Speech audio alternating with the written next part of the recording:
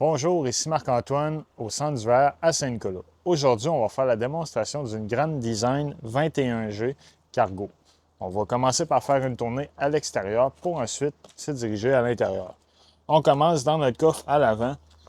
On a une barre ici qui va servir à baisser les pattes stabilisatrices qu'on va retrouver aux quatre coins. Donc, on en a ici et à l'arrière de chaque côté. Ça va permettre de mettre de niveau notre unité et de la stabiliser aussi. Sur l'auvent, on a la possibilité de retirer un cap sur le dessus de la tête. En fait, ça va être en situation d'urgence. Si notre auvent est ouvert et qu'on ne peut le refermer car on n'a plus de courant, on va pouvoir le refermer manuellement à l'aide d'un outil.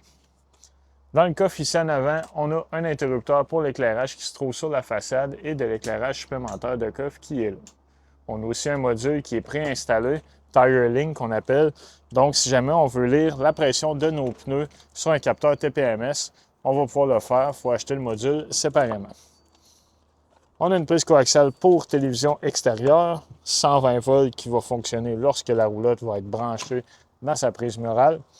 Les marches se rétractent sous le plancher. Maintenant, à l'arrière, puisqu'on a un espace cargo, on a deux possibilités. Donc, lorsque les câbles sont attachés avec les goupilles, on a simplement une terrasse qu'on vient déployer avec des garde-corps. La manière de déployer les garde-corps, tout simplement, on va les replier comme ça ici et les remettre par-dessus, comme ça. On a des sangles pour les sécuriser fermés et par la suite, on va pouvoir remonter complètement le panneau pour fermer. Si on veut avoir une rampe pour mettre un véhicule à l'intérieur, la procédure, on va simplement retirer les garde-corps, donc c'est des goupilles faciles à enlever qu'il y a aux quatre coins. On retire les sécurités qu'il y a ici et ensuite, on va enlever les goupilles qui supportent le câble. À ce moment-là, le panneau va descendre jusqu'au sol, donc on va avoir une rampe d'accès pour accéder à l'intérieur. On a aussi à l'arrière système de porte-patio, donc avec les poignées, moustiquaires intégrés, panneaux intégrés et l'auvent au-dessus avec de l'éclairage. L'échelle, elle, va nous permettre d'accéder au toit pour aller valider nos joints d'étanchéité. On va recommander d'y aller au moins une fois aux 3 mois, s'assurer que les joints sont encore bons et que le toit n'est pas endommagé. Ce qu'on veut, c'est prévenir les infiltrations d'eau. Lorsqu'on veut déployer l'échelle, on va simplement enlever les goupilles de sécurité pour l'extensionner légèrement vers l'extérieur. On a la possibilité d'avoir un réservoir à essence avec une pompe indépendante pour faire le plein de nos propres véhicules. Donc, on a l'interrupteur ici pour mettre la pompe à on et le réservoir qu'on peut remplir juste ici pour être autosuffisant en fait. La connexion 30 A 120 volts qui est là pour alimenter en courant. Ce qu'on voit ici, c'est la sortie pour la fournaise qui fonctionne au propane. Notre chauffe-eau, lui, est au propane et électrique. C'est à partir de l'intérieur qu'on peut le mettre en fonction. En dessous, c'est notre système de vidange des eaux. Donc, on a différentes valves. On en a une blanche qu'on voit là qui va être pour vider notre réservoir d'eau fraîche. Et on a les valves juste ici à la gauche, un peu plus loin. Donc, pour vider réservoir gris et réservoir noir, la valve va être juste ici en haut. La manière de procéder, on connecte notre tuyau et par la suite, on ouvre toujours la valve noire en premier qui est ici, c'est l'eau de la toilette. Quand l'eau va être vide, là, on va ouvrir notre réservoir d'eau gris pour rincer notre tuyauterie complet. Quand c'est fait, on referme les valves et on remet notre capuchon. Pour le système d'eau, donc en haut complètement, on a notre batterie disconnect. Ça, c'est le coupe-circuit principal qui coupe le courant 12 volts de l'unité. Donc lorsqu'on remet celle-ci, on va le mettre à off pour éviter les pertes de courant inutiles. Quand on s'en sert, on le met à on. On a une prise 120 volts en haut et l'emplacement ici, le City Water Connection, en fait, qui va alimenter en eau notre unité. Par la suite, on met nos valves en la position qu'on veut être. Donc, sanitize pour rincer. Lorsqu'on veut remplir notre réservoir d'eau fraîche, on va mettre les valves dans cette position.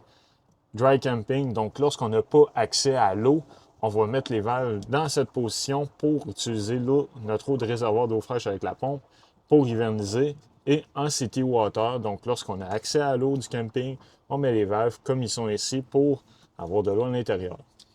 Le tank flush, lui, va servir à rincer notre réservoir d'eau noire quand on commence à avoir des mauvaises odeurs qui s'accumulent. La manière de procéder, on connecte l'eau là, puis à l'aide de jet, ça rince l'intérieur. Très important, il ne faut pas oublier l'eau connectée ici car ça va monter dans le réservoir au point de déborder par la toilette à l'intérieur. On a une douchette avec l'eau chaude et l'eau froide aussi au bas complètement. Ce qu'on voit ici, c'est le fil qui est fourni dans l'unité et ce compartiment est conçu pour recevoir une génératrice au besoin. En avant, sur la pôle, on a une patte électrique avec l'éclairage, l'emplacement pour mettre 2 réservoirs de 20 livres de propane, le compartiment pour installer 1 ou 2 batteries au besoin. En avant, on a un câble électrique qu'on doit connecter à notre véhicule. Lui, il va servir à alimenter l'éclairage de la roulotte et le système de freinage de celui-ci. Pour le système de freinage, on a un câble en acier, comme ça ici, qui doit être attaché indépendamment au véhicule. Donc, ce câble-là ne doit pas passer au travers des chaînes, il doit être libre.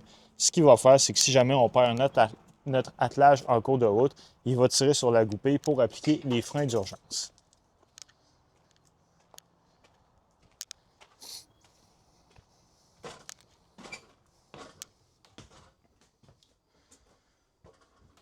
Une fois à l'intérieur, dans l'armoire ici, on a notre moniteur principal.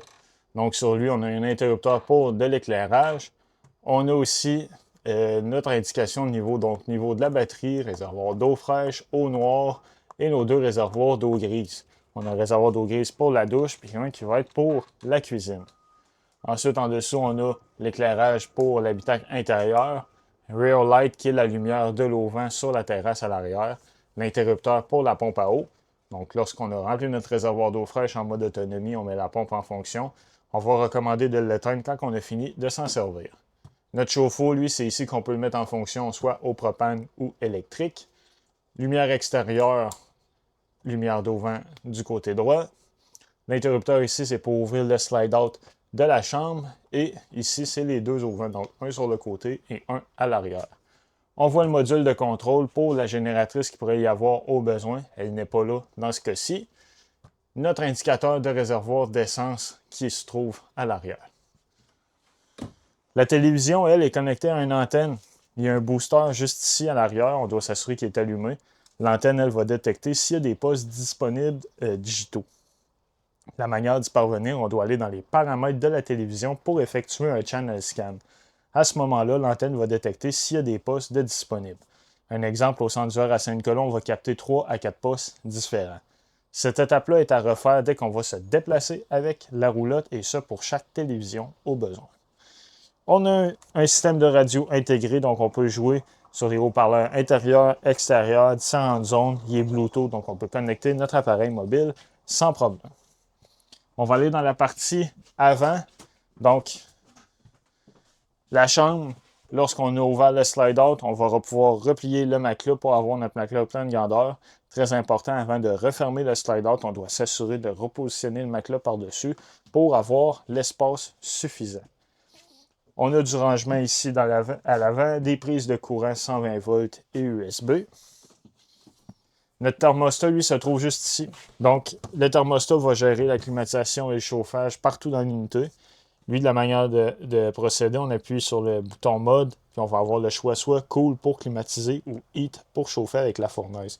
Par la suite, on peut monter et baisser la température. L'interrupteur juste là, c'est pour l'éclairage. Et on a notre panneau de breaker de l'autre côté. Donc, la partie qui va gérer le 120 volts à la gauche avec les breakers et le 12 volts avec les fusibles à la droite. Quand une fusible va être défectueuse, il y a une lumière rouge qui va allumer à côté de celle-ci. Dans la salle de bain, on a une douche conventionnelle avec l'eau chaude, l'eau froide. En haut, complètement, on a une ventilation, donc une trappe qu'on peut ouvrir. Il y a un interrupteur pour faire fonctionner le fan juste ici au besoin. La toilette, elle, fonctionne au pied pour flusher. Puis on a un évier avec l'eau chaude et l'eau froide. Prise de courant avec un reset. Donc si jamais on n'a plus de courant dans nos prises, on se demande pourquoi. On va venir voir ici, s'assurer que le bouton dans le milieu est bien enclenché. Maintenant, quand on tombe dans la partie de la cuisine, on a un réfrigérateur qui fonctionne sur le 12 volts. Donc lui, on peut l'allumer et l'éteindre avec le bouton Power. On peut ensuite modifier l'intensité de la partie congélateur et réfrigérateur. Comme c'est ici. Le micro-ondes, lui, fonctionne sur le 120 volts, micro-ondes conventionnel comme on va avoir à la maison. La cuisinière, elle fonctionne au propane. Donc lorsqu'on veut l'allumer, on va ouvrir les gaz et effectuer les étincelles. Pour la partie du four, on doit ouvrir les gaz et à l'aide d'un briquet, aller l'allumer directement sur celui-ci. L'évier avec l'eau chaude et l'eau froide. On a ensuite de l'autre côté, ben, c'est nos fauteuils qu'on peut bouger à main vide, les mettre où ce que l'on veut dans l'unité. Et notre système, donc on a le choix. En ce moment, on est monté avec la table pour avoir une dinette complète. Il y a possibilité de convertir les sièges ici en lit supplémentaire. Donc, on va simplement tirer sur les dossiers et les ramener par-dessus de chaque côté. Lorsqu'on veut garder en pleine hauteur le lit, ce qu'on doit faire, c'est qu'on doit retirer la table. On va mettre justement les assises à plat pour faire un lit. Et on a l'interrupteur qui se trouve dans notre panneau de contrôle. Ici, donc, on a le bed lift. On va pouvoir faire hop, puis ça va monter notre système. En ce moment, si on le monte, on ne sera pas bien appuyé, on va s'accoter sur les dossiers, donc c'est très important. Les parties ici doivent être à plat. On va continuer de monter, ça va prendre aussi le lit, ça va le monter au plafond. Et par la suite, on a une planche au bas ici qu'on va pouvoir ajuster. L'illustration est très bien expliquée. Donc, si on veut laisser notre lit en haut, on va pouvoir mettre dans cette position. Et si on veut que le lit baisse, dans cette position. Donc, en ce moment, si on voudrait garder le lit en haut, mais garder cet espace-là, on doit remonter le lit, le barrer en haut et ensuite redescendre le tout pour s'accommoder. C'est ce qui conclut la démonstration de la Momentum. Merci.